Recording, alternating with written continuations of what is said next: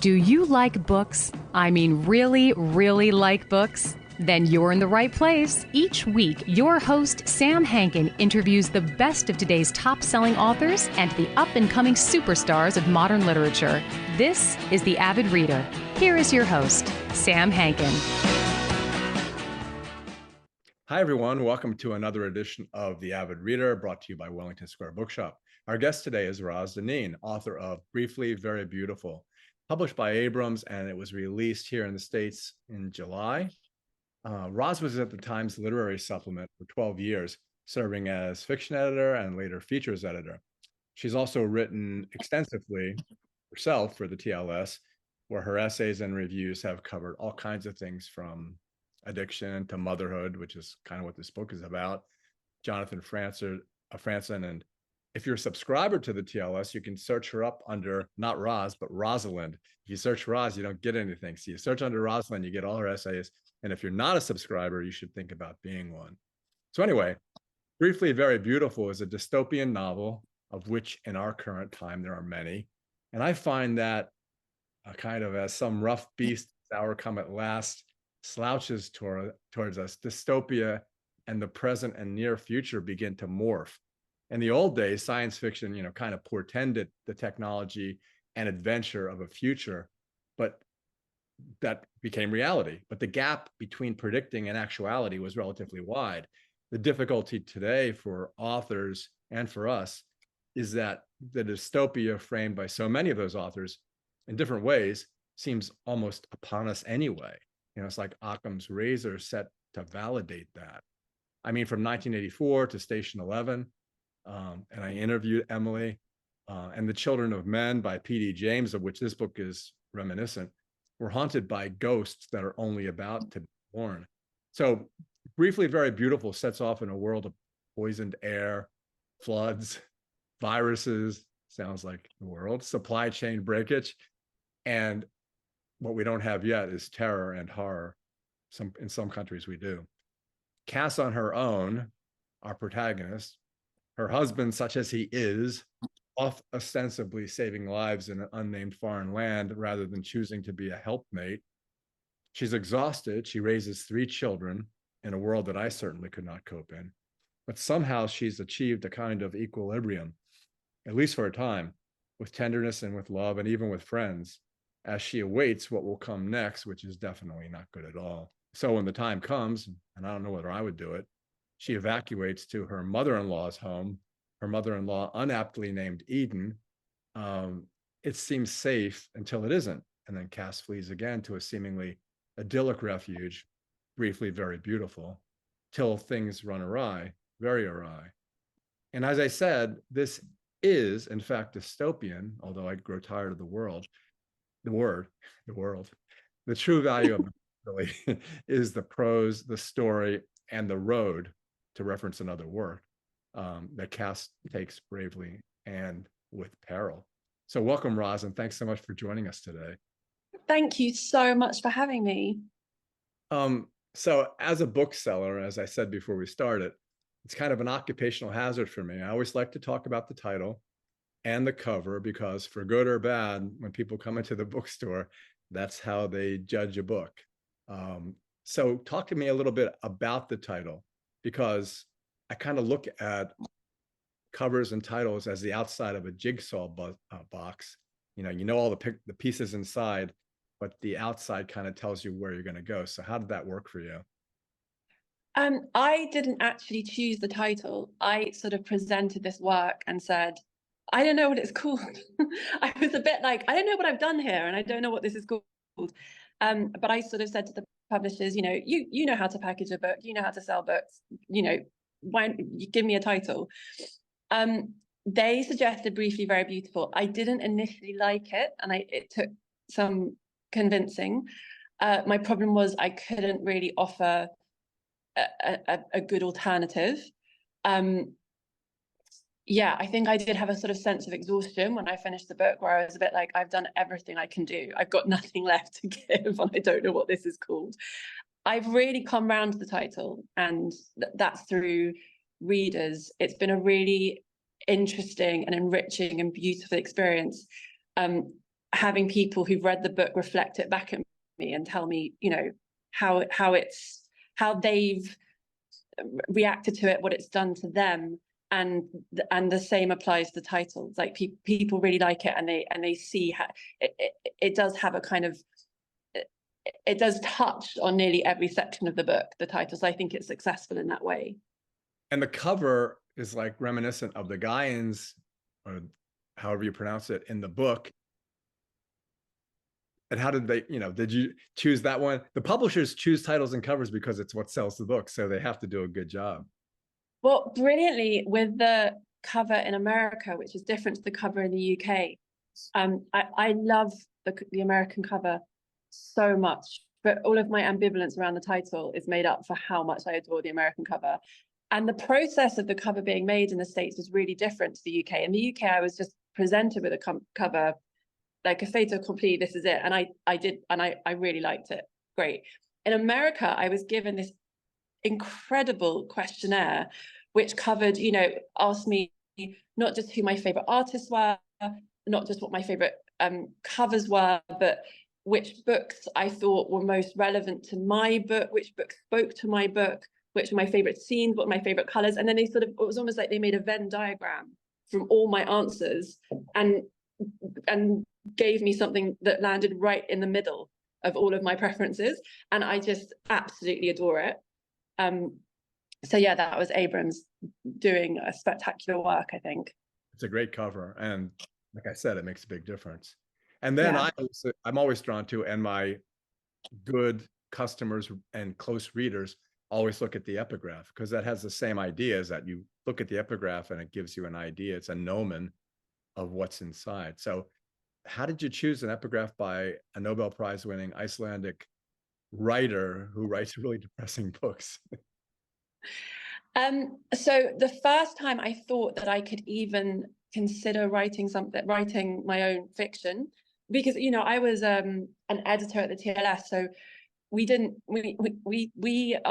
our business was making sure that everyone understood how hard it was to write fiction. You know, like we'd edit reviews and commission reviews that explain to everyone that this is a very, very difficult business. So not many people progress from being a literary editor at such a journal to writing their own fiction, because they've just spent all their time working out why it's such a difficult thing to do. And then I was sent on a project, on a commission, to go and cover as a journalist the Icelandic writers' retreat. So it was all paid for, and I arrived, and as part of the coverage, I got to attend these writers' workshops held by authors like Sarah Moss was there, and what's his name? He wrote Captain Corelli's Mandarin. There were some fantastic eminent authors there. And so I sat in, and they wanted me to join in with the writing exercises. And so I joined in. It was the first time I'd ever written any fiction. And they go, "Oh, that's really good." I was like, "Oh, really? Thank you." So that was the first time that I even thought that it could be something that I might be able to do. And as part of that trip as well, we went to Laxness's home. And his daughter was there giving a talk, and it was just an incredibly, you know, those moments in life that are both incredibly peaceful and incredibly powerful. And that combination of things seems to change something in you that's very hard to describe. So that trip felt like the starting point, and going to that house felt like this starting point. And then I read Independent People, and I just found it encompassed so much. It was just teeming. And I thought, well, yeah, that's a place I'd like to start from as well. Not a limited scope. It's not like ambitious and huge and all-encompassing. And then there was this line in it about this character, and I've got it here, and it just related so strongly to my lead. And this is someone talking on Rosa's wedding day, and they say to her, "Remember, Rosa, that every day you quicken into motion waves that undulate onto the very confines of existence. You stir up waves that break upon the shores of eternity itself." And for me, and perhaps no one else, but it was important that that was there for me, that really speaks to Cass, the main character. Her actions undulate out to her children, and then from her children into the wider world. And from her kind of internal change, I hope there's kind of the beginnings of the vibrations of a new world that come from inside her and go outwards. So that was a kind of image that I'd kept returning to anytime I got lost with who Cass was and what she was doing. That was a quote that would kind of root me back to where I needed to be. So that's kind of there for me more than anyone else. But I think that independent people, it's having quite a moment again. And a friend who's arrived. There was an article in the New Yorker 2 years ago about the resurgence. Exactly. And strangely enough, a friend who I met through the TLS called Frida Eisberg, whose book, I think it's called Frame, had come out recently. And we did a book swap. So she sent me her book recently from Iceland, and I sent her my book. And they both have, or in the UK, the cover's pink. They both have pink covers. And they both have a quote from independent people on the first page. So we were obviously in tune in some way. Well, you've mentioned Cass a couple of times, and what happens when I do an interview is if I like the book a lot, I just started asking questions, but then I always forget to ask the author what the book is about so you can sell the book. So let's talk about Cass, Daisy, Mags. And do you pronounce it Vito? And is it V? It's V, right? Or is it I? It's V to rhyme with B, yeah. Let's talk about how Cass ends up and the initial situation that she gives up, and in which case you can kind of set up the whole story. Sure. So she has married this man who already had 2 children. Both their mothers have died. And she falls in love with him, and she has a baby with him, and he's a doctor, and the world is very slowly falling apart. And it's kind of happened so slowly that I think a lot of people are quite dissociated from what's happening around them.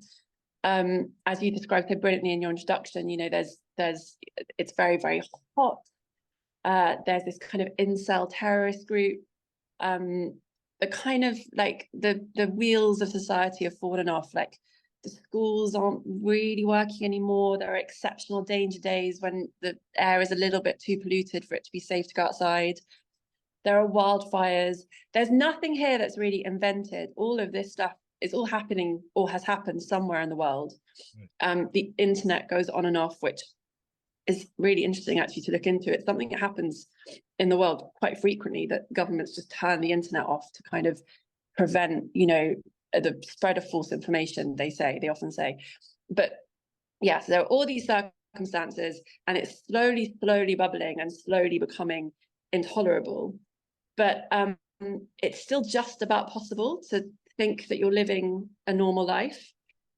So Cass is surrounded by a lot of people, especially a lot of parents at the school gate, who are behaving as if everything is the same as it ever was. But, you know, there's like, where is it? If you think about, you know, outdoor air pollution, there was a study recently, and it was a huge study. 151 million people in the US and 1.4 million people in Denmark took part in the study, and they found that where there was high outdoor air pollution, cases of schizophrenia cases of schizophrenia grew by 148%, and cases of personality disorder grew by 162%. And that's happening. We're living with high air pollution all the time, everywhere, but we can't see it, so we just carry on like normal. So that was this is the kind of beginning of the book. Cass is in this place, the city, and it just slowly becomes untenable. I can go on from there. I'll lead you on, because I like to do what I liked in the book, and hopefully that still resonates with the people who are listening to this. But yeah, it's like I said in the introduction, you're not really describing a world that is that much different. That's why the word dystopian has kind of blurred. It's like satire. How do you satire Donald Trump? It's impossible. He's already satirized himself. Exactly. You're just having a dystopia that's basically the world we live in. And like you said, most people are thinking, well, it's going to be okay.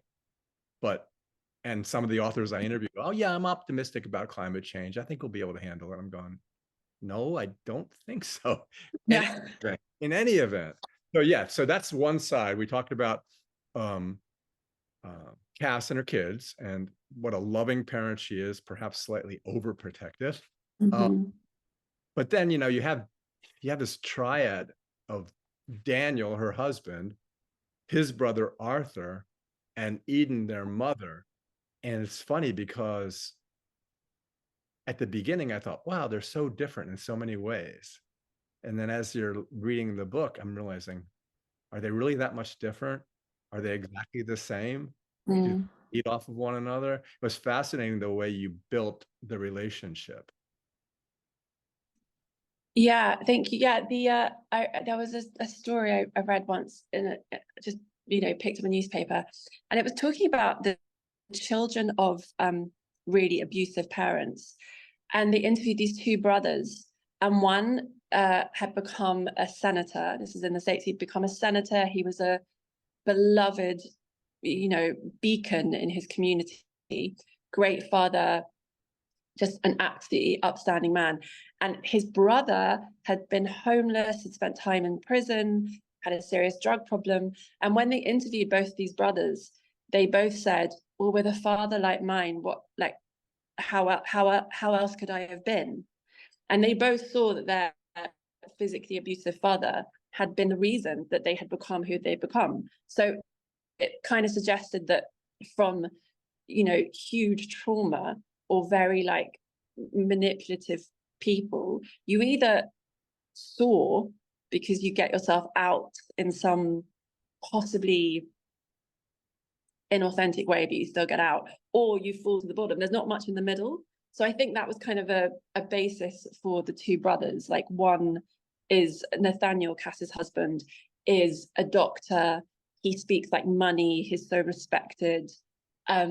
He's very charming to the outside world. Like, the first time that they go out on a date, he has a gold watch, and the way he behaves with the server, it's all very intoxicating.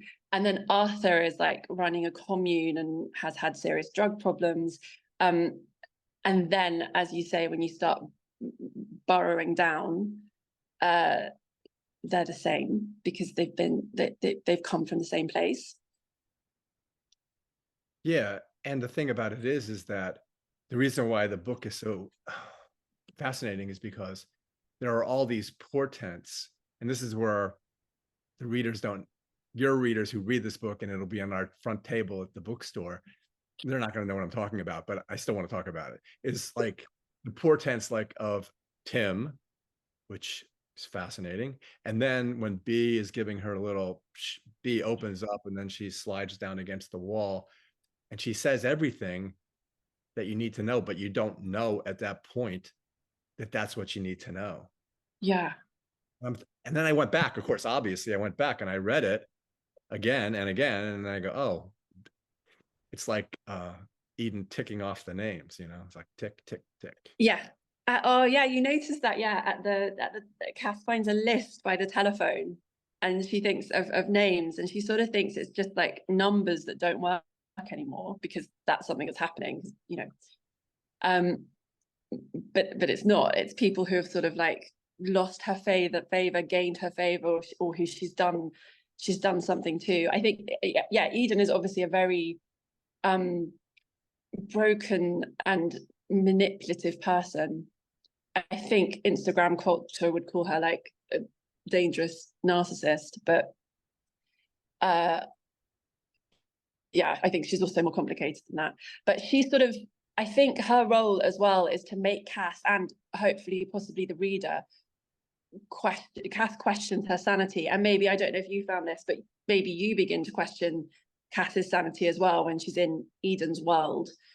And a big influence from that was this book by R.D. Laing, who was a psychiatrist. He's quite controversial in the 50s. And the book's called Sanity, Madness, and the Family.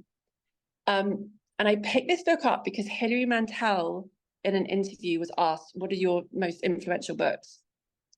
And she said something brilliant, like, it's not about what books that influence you, it's about what books that give you courage. That is really important. So that's an interesting side point.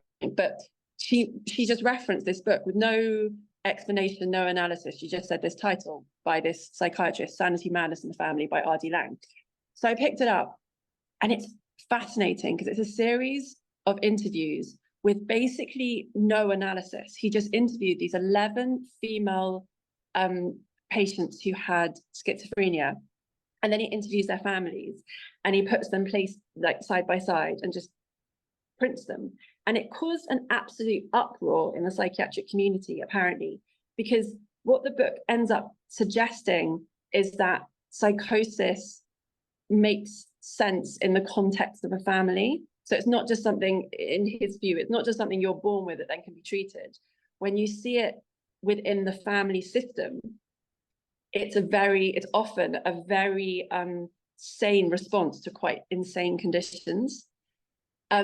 So this is all of this. So this, I was trying to explore this idea, and this is a long way of saying that the family system that Eden, the mother-in-law, runs, it's impossible to hold on to your sanity within it.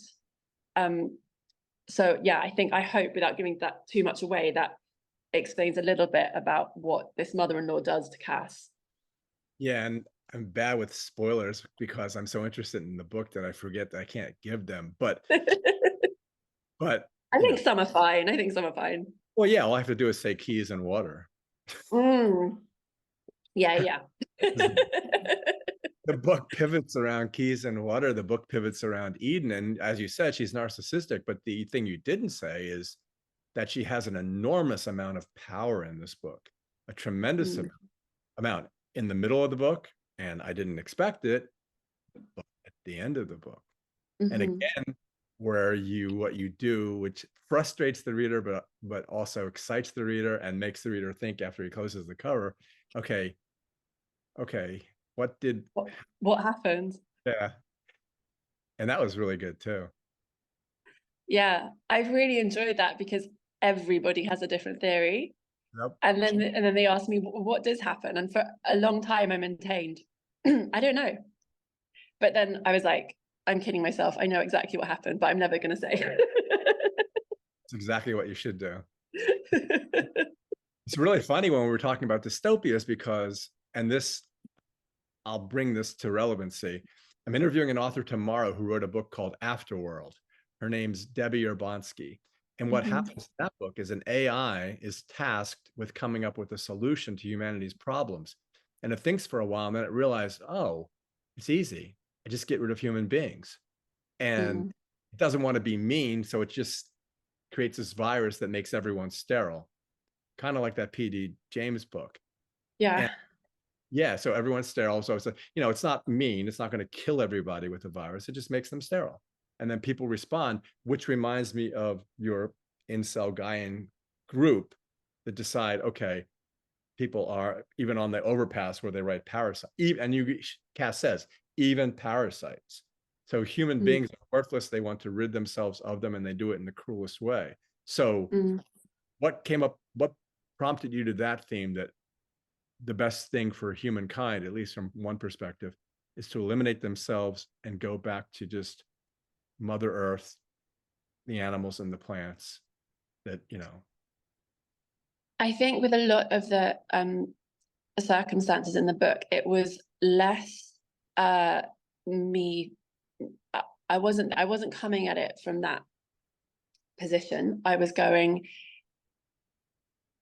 just doing logical consequences.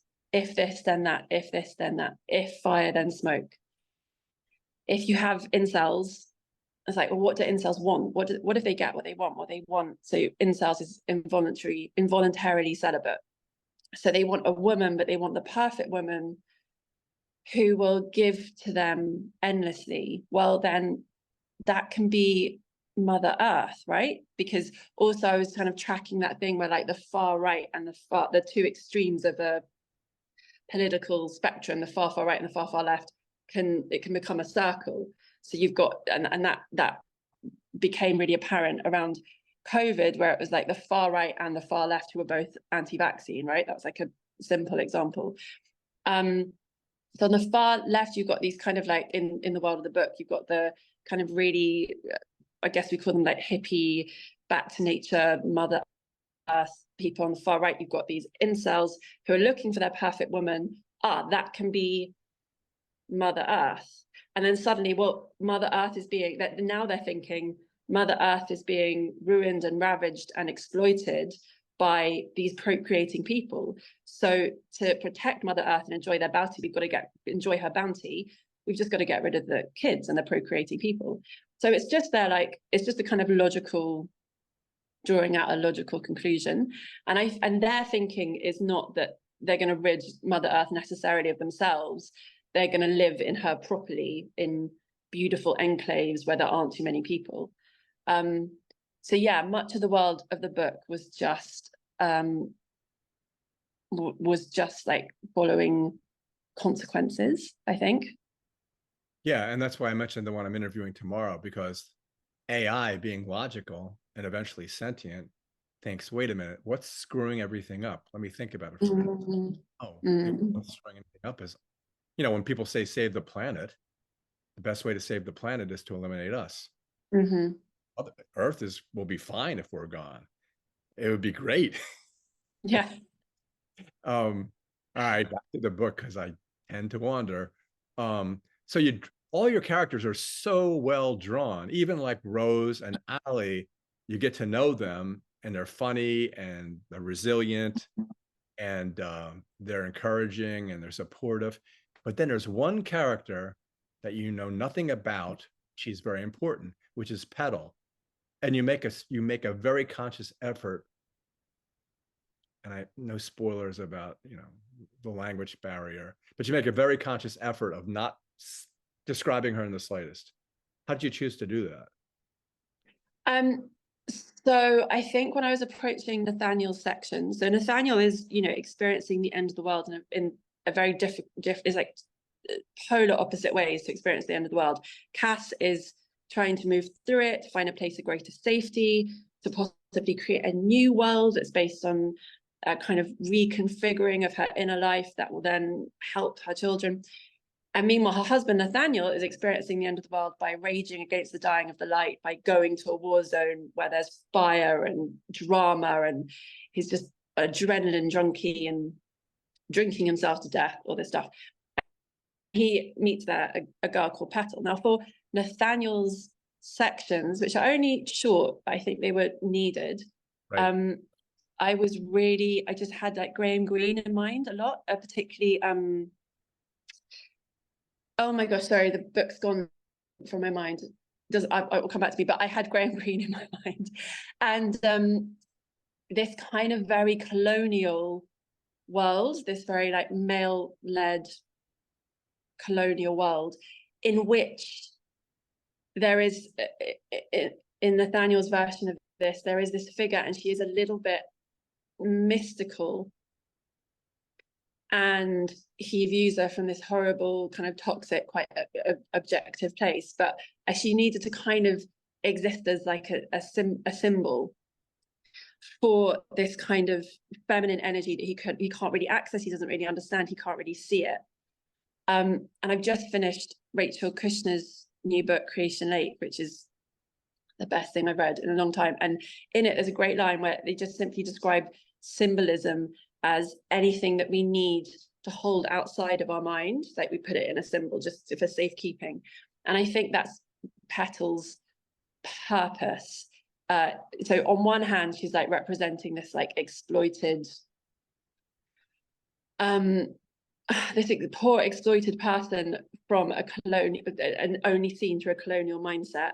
And then on the other hand, hopefully coming to those sections as we do through Cass's narrative first, we can position in her, see her more of a kind of a symbol for this kind of earthy, essential femininity, which, yeah, I could go on. I'll stop. I'm always ready for another one. Yeah, the thing about it is the way, and I don't know, this is another one where readers are going to say to you, oh no, when we have our book club, if we have our book club doing this book, they're going to all argue with each other. Like, yeah. So like, that's great. Arthur, he's this apostate. Nathaniel's this wonderful human being sacrificing himself for the good of others. And then, well, it's like triple. Then you think Arthur is okay. He's Sir Galahad and he's rescuing, and then with Nathaniel,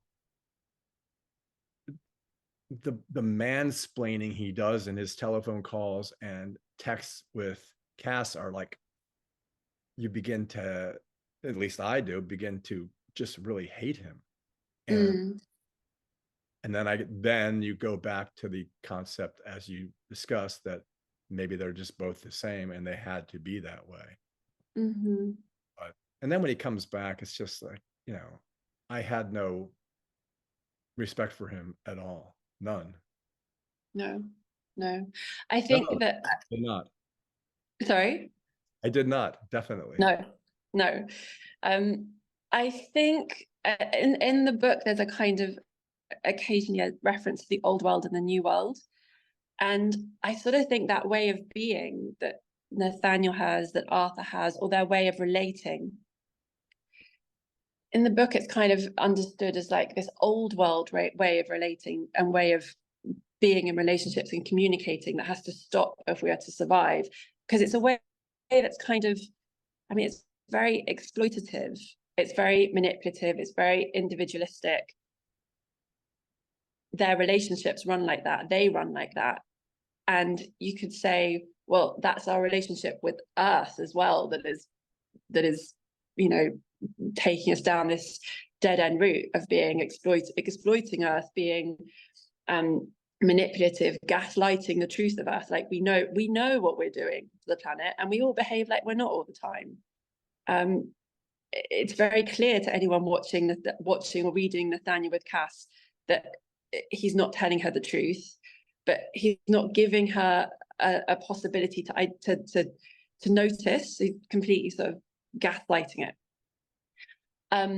So I think there was kind of an attempt by me to draw a parallel between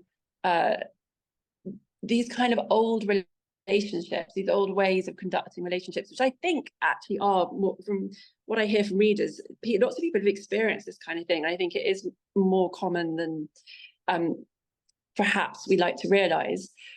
So yeah, a kind of parallel between these old ways of doing life and being in relationships and thinking about yourself and how we treat the earth. And I think Cass is just trying to kind of come out. It's like a painful birth out of these old world ways of being. Yeah, it's which reminds me of one chapter begins. What is it? When it's time to get out, will you? And I was wondering, I thought about it myself, so I'll ask you, what do you think you would? Oh yeah. Oh, definitely. I mean, I say in the acknowledgements that I talk about, because I have 2 children, and I didn't want them to ever pick up this book and look for themselves in it, because I think there's something a bit, I don't know, I just didn't like that idea. And so I didn't use them in it. I used two things that they had said or done, and I identified in the acknowledgements what those 2 things were.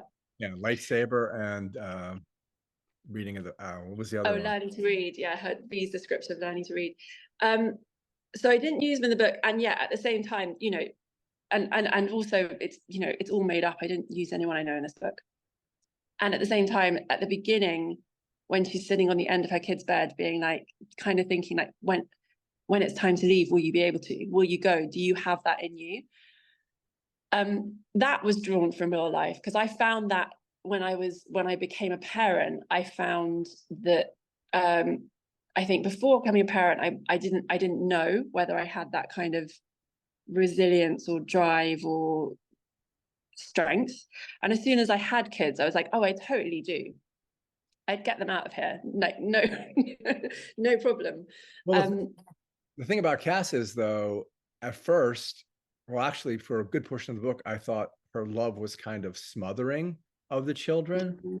Then I thought, well, these are unique times. These are, and maybe relationships have to change in order to have your kids survive.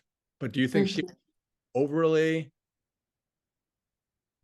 I mean, the word I use, smothered, do you think she smothered them with love because of the way she kept them so close, and breastfeeding and making sure that every, not a moment was wasted in terms of nurturing? Yeah.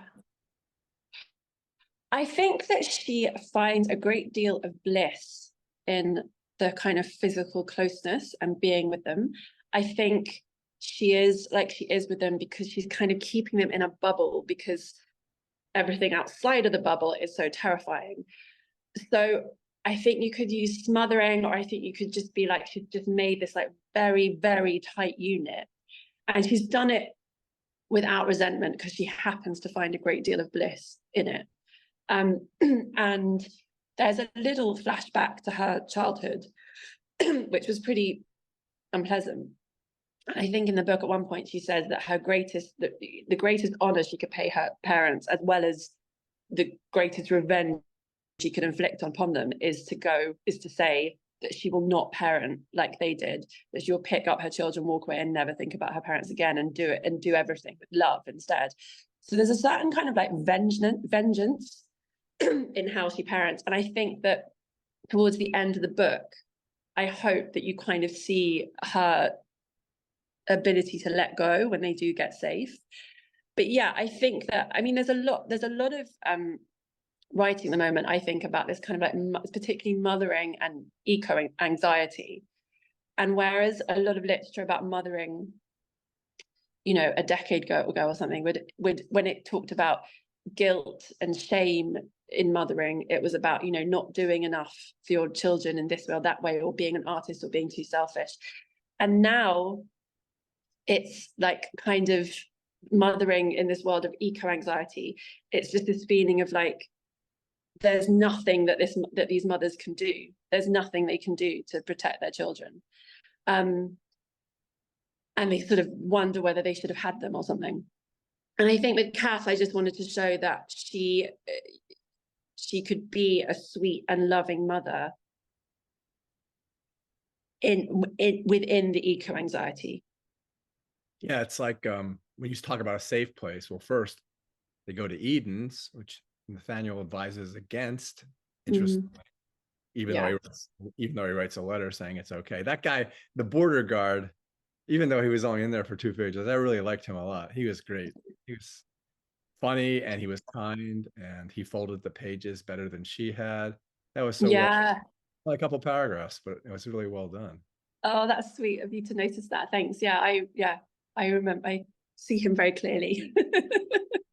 So I wanted to know how to pronounce Iglith, and so I looked it up, and then the only thing that comes up is your book, because it's not a. And but then I remember. I know, but you would think in the internet it would be something, but it's only your book and nothing else. So then I remembered the rhyme that Eden had about no thief. So I realized, so it's Iglith. Oh, yeah, that's exactly right. Yeah. So in any event, you talk about a safe place, then Eden's, which becomes not so safe, and then Iglith, which is like a Shangri-La, but then maybe it really isn't. So from safe place to unsafe place to safe place to unsafe place, and then maybe to safe place. That's not really a spoiler. But yeah, and in any event, you have them traveling to these different locations where the reader thinks, oh, thank God, they're okay. And then they may be, or they may not be. It's almost picaresque, you know? That was an intent, that was on purpose to kind of, I wanted everyone to keep thinking that they'd found somewhere safe, and then realize they hadn't. And then also realize, perhaps at moments anyway, that the real danger to Cass is not necessarily in the end the encroaching wildfires or the terrorist group or the water shortages or whatever. The danger that she really encounters is in the minds of the people that she meets, and how they see her and how they project themselves into her. So yeah, I feel like the danger, I don't know if you agree, because this is just my read maybe, but the danger I feel is often more psychological than physical until the very end. This isn't totally apt, but the way I looked at it was keep your friends close and your enemies closer. It's not right. But well, and then as we wind down here, there are 2 characters that I always looked at as kind of being almost mystical or magical, and we haven't talked about them. And that one is drawn out really well eventually, and the other one isn't drawn out at all, which is Tim and Jem. And Talk about Tim and Jem, right? Jem. Yeah. Sorry, yeah, it broke up for a sec. Yes, Tim and Jem. Yeah. So who is? Well, can't. I mean, I want to ask you questions about Tim, but those would definitely be spoilers. I can't do it. Yeah, it's difficult to talk about Tim without giving You don't a have lot to. away. I think. I guess one thing you can say is that there might be, maybe it represents an experience for Cass, which might be an experience in the world at large of being sent to a place or a person because you're told you should go and it promises so much, and then just there's just nothing there. Yeah, you turn the handle a quarter of a turn, and that gives you can walk in. It's just a quarter of a turn. It's just a little.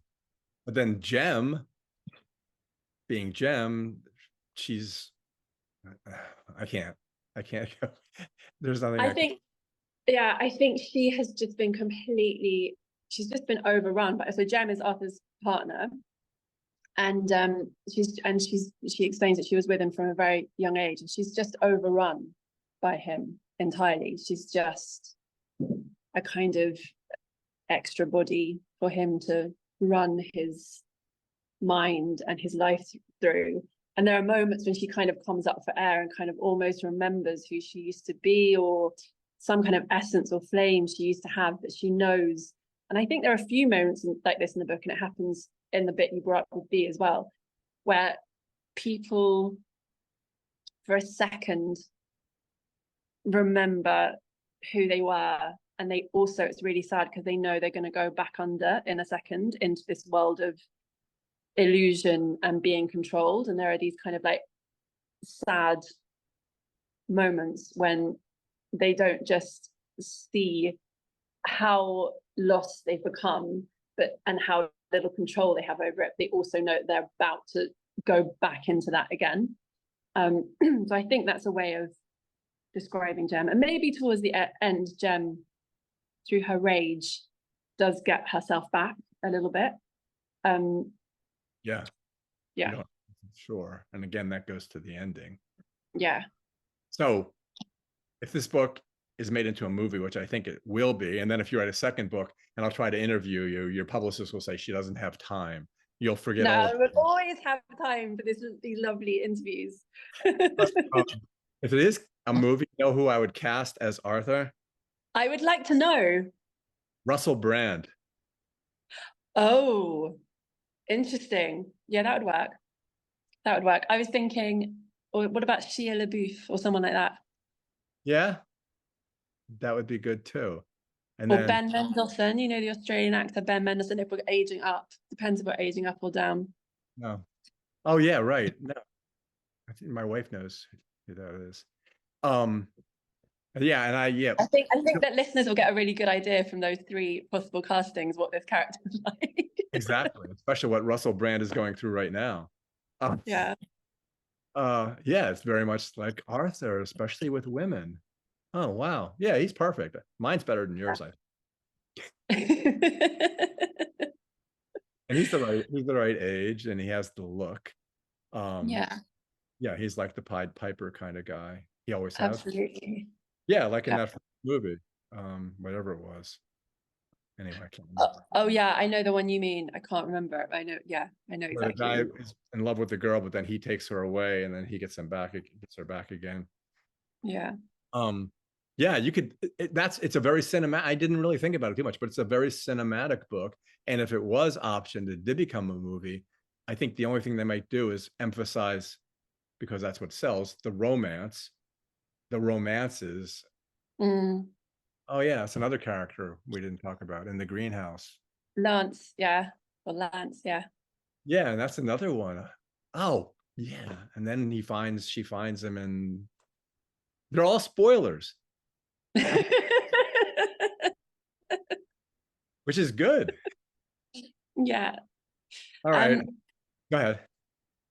Well, no, I was just going to say it has been optioned in the UK for a TV show. Oh, cool. And it's really exciting, like talking to the scriptwriter and the producers.